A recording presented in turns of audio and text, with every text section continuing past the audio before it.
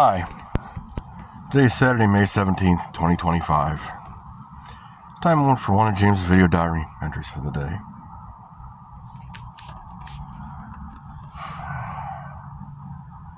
I'm in a pretty dark place right now. Haven't been able to find work. I'm dealing with people who don't share the same values and don't give two fucks about me propagating me, although that's what they marketed when I came down here. And although I've been grateful for things going on, it's pretty dark right now.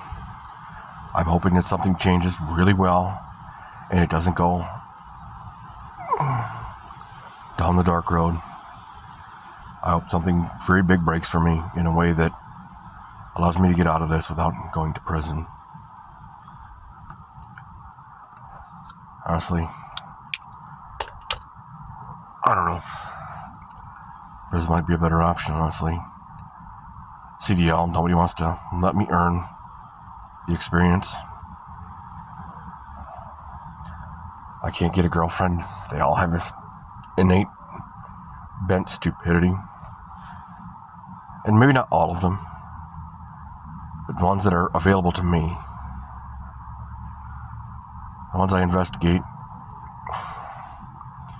85% disqualify in the investigation phase before selection.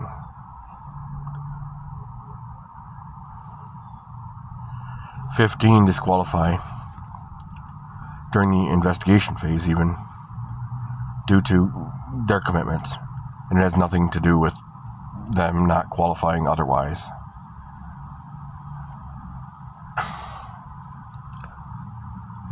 Just dealing with people who don't plan more than a day ahead, who get nigger rich, according to the old folk timers. That's what they would have called that. Nigger rich. Well, I got a nickel. I got to spend it on beer. I got to spend it on party. I can't think, well, I need electricity for tomorrow. I'm going to need running water. Yeah, it's happened here where I'm at. Not me. I do eat out, and I am treating myself to that. And I'm treating myself by having soda pop. 1 2 liter a day. The cheapest kind I could find. I'm trying to keep myself in check by going sitting in parks around the area just to get away from the need of well, I just got found a nickel. I need another beer.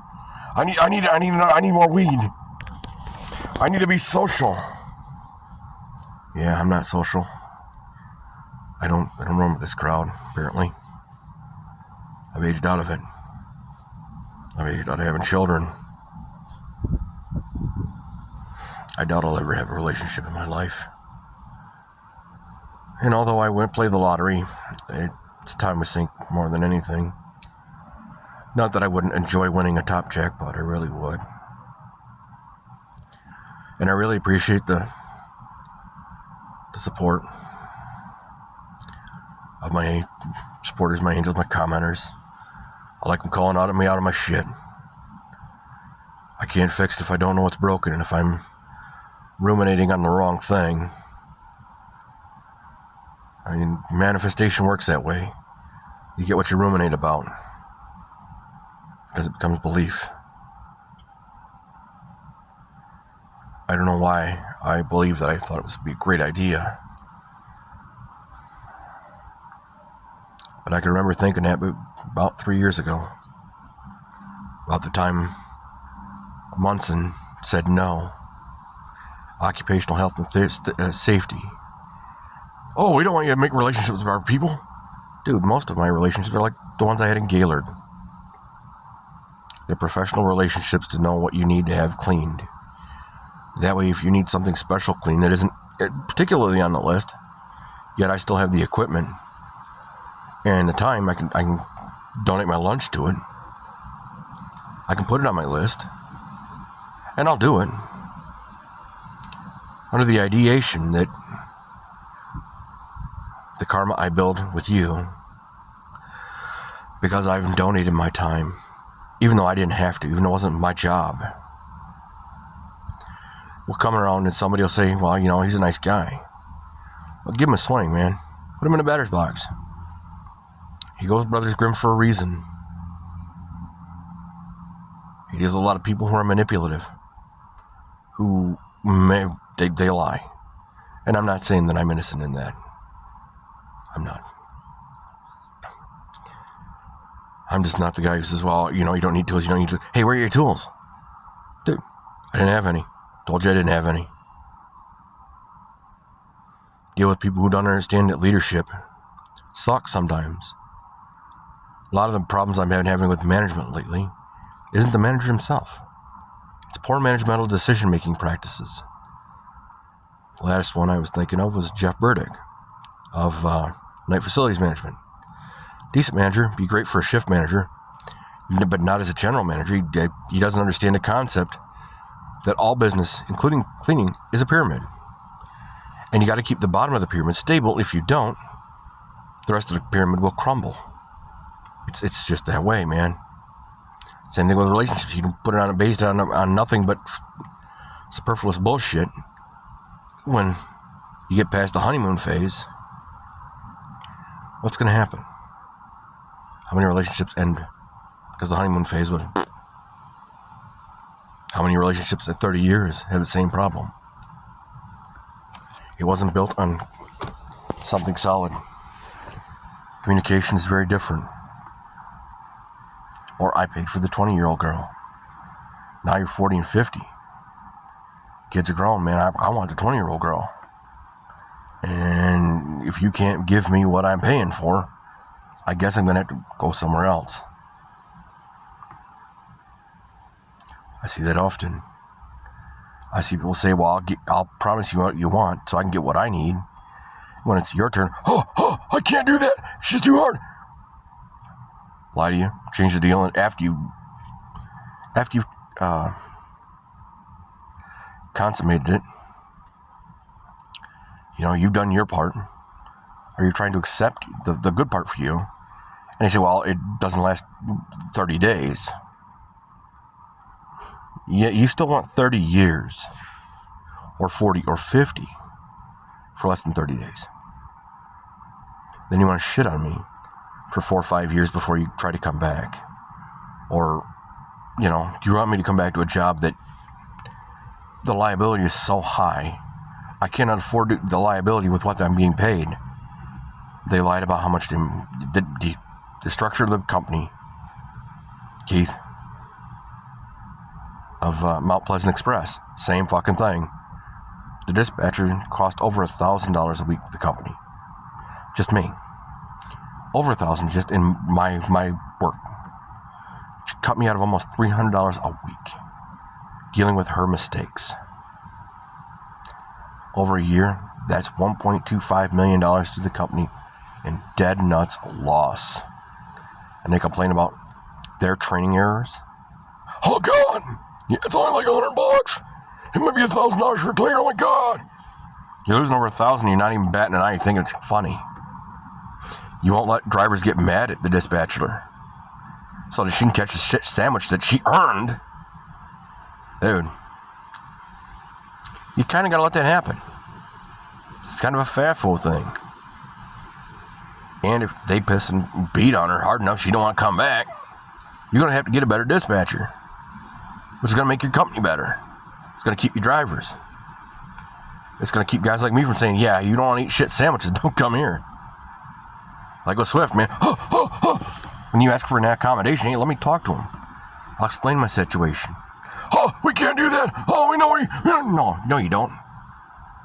You're hiding behind a fucking corporate badge.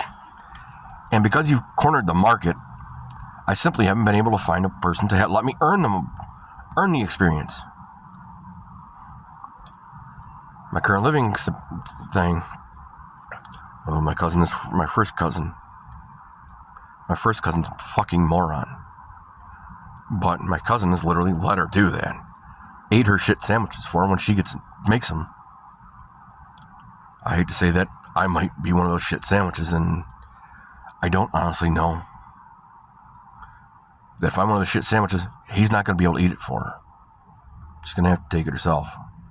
And that might land me in prison. I need to find a job, and I'm putting it in everywhere. Everybody's, oh my God, oh my God, oh my God, oh my God. My resume is only 6 years of my life. It doesn't show the 20 years I was abused. It doesn't show the scars that this last 6 years that are on there. It just doesn't.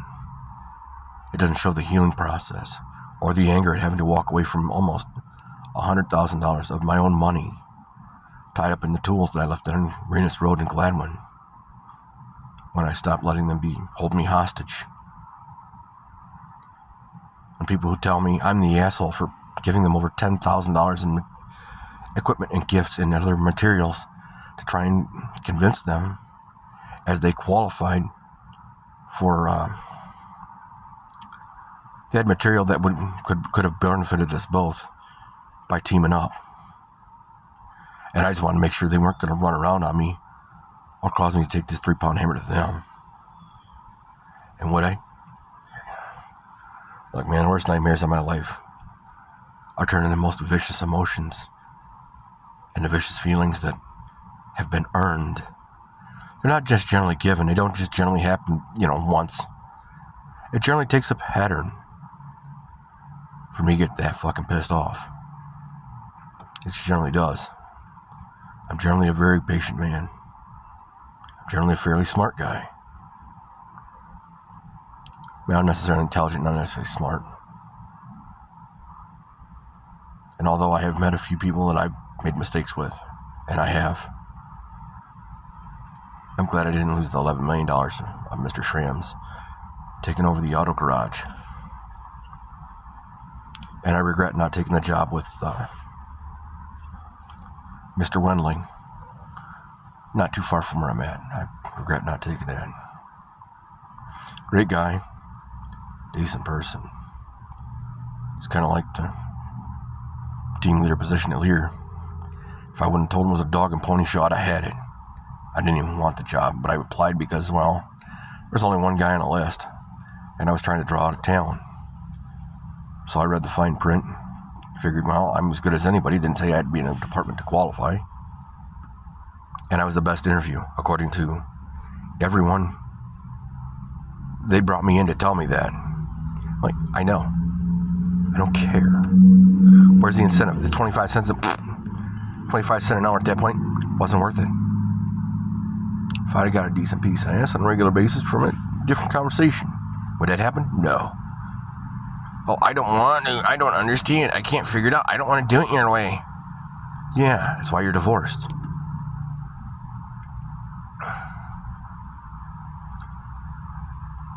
I don't qualify. Well, the don't qualify part I can understand. But I only have the information I have. I can't see the entire picture. That's why I turned down Lower Rick 30 years ago. That's why I only have one kid. Because I'm unwilling to jump just at what you say. I need to see you in action. Same thing with the bosses. Same thing. I see you in action. Well, my intention. Yeah, your intention is one thing. It's great. The actual instruction at the time of task when it was being performed was a completely different instruction. You can't give one instruction to me, then tell the person that's leading me, training me, a completely different thing, only to find out that, I'm only one guy. You can't have intended and what you actually did and then cry that somehow it happened the way you actually told me to do it when I was doing the process of the job. Because it appeased the guy on the ground. Well, it's great. Well, dude, you can have it one way or the other. Pick your poison. Stick to it. If you can't, quit complaining about the consequences of the actions you're taking. The reason I left Night wasn't the management. The reason I left Night was the customer saying, you're evil. Oh my God. Dude, I'm evil. So what? I raised the bar. I make sure that, just like at Lear, even though I wasn't certified to be the ACOT process guy, I was trusted to train ACOT process certified guys. And I was the guy they would call to solve their problem. you know, you got certified guys that don't know the science of the process. How in the hell are they even certified? I mean, I ain't getting money for that. I ain't getting a girl. I ain't getting a home. And when I put in for time off, I don't get priority on that. I should have got priority in assembly. Same thing, man. Priority. I don't give a fuck what you got off. I don't care what kind of staffing problems that causes you. That's you. I put in for it. I put in for maybe 2 days a year. So when I put in for a weekend off, somebody gets them every fucking weekend. Put him on the line. Give me the weekend off. I only ask for like 2 fucking days off a year. If that. So when I fucking ask for something spur of the moment, just give it to me.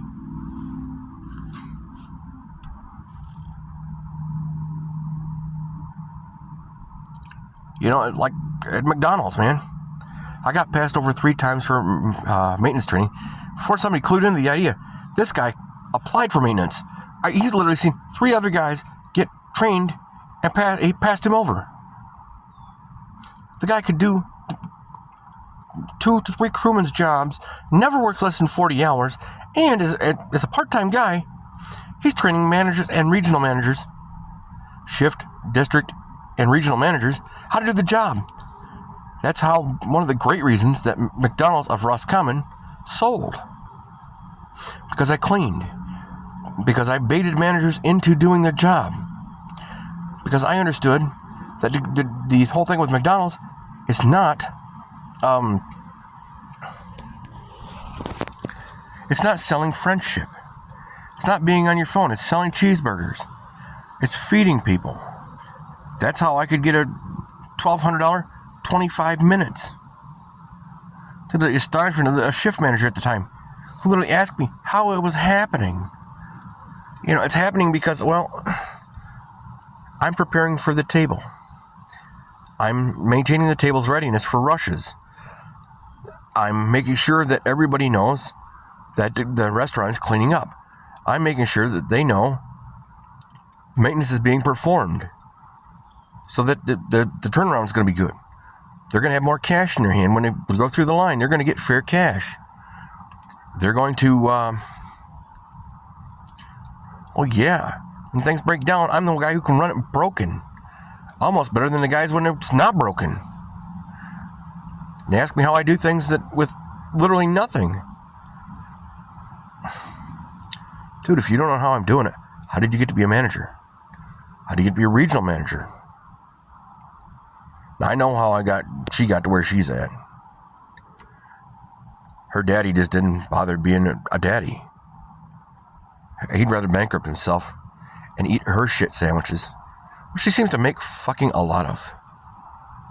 And I'm just tired of dealing with eating him. I just don't have a better way out.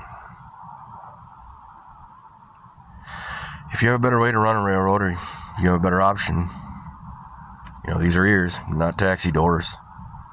Comment section, if you have a problem, comment, or concern, I certainly would love to hear it. I'm certainly appreciative that you got this far in. I'm sorry it's a little bit of a long rant, and it did meander a bit. Be well.